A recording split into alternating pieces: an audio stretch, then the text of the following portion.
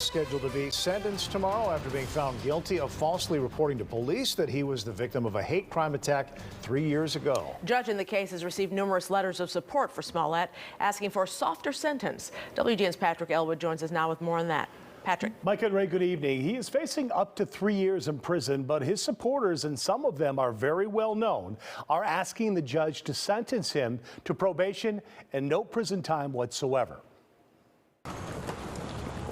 Tomorrow is sentencing day for Jussie Smollett, who was found guilty of 5 of 6 counts of disorderly conduct, Class 4 felonies. The one-time Empire actor will face the judge for orchestrating an alleged hate crime on a bitterly cold early morning in January of 2019. Charges were filed and then dropped by state's attorney Kim Foxx, which later led to the appointment of a special prosecutor, Dan Webb, who found Foxx and her deputies did not violate the law in its handling of the case, but did mislead the public, saying cases like Smollett's were dismissed regularly. In advance of tomorrow's sentencing, Smollett's supporters are asking Judge James Lynn to sentence him to no prison time. Letters of support have come from Reverend Jesse Jackson, who wrote in part, quote, Jussie has already suffered. He has been excoriated and vilified in the court of public opinion. His professional reputation has been severely damaged. He has suffered lost career opportunities and loss of income. And there are a number of people who rely on Jussie for financial support, unquote. Actor Samuel L. Jackson and his wife LaTanya writing to the judge, quote, it is incredulous to Sam and to me that this entire criminal situation even exists.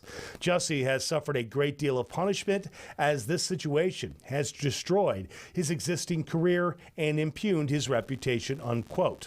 I just think that this entire thing has been made a bigger deal of than is necessary. Kyle Bowser is senior VP for the NAACP, who says Smollett is a man of high character, who has been an ardent supporter of civil rights, philanthropy, and who has been a strong financial supporter of Black, women's, and LGBTQ plus rights. That I have known Jussie and the rest of his siblings for many, many years, since they were kids.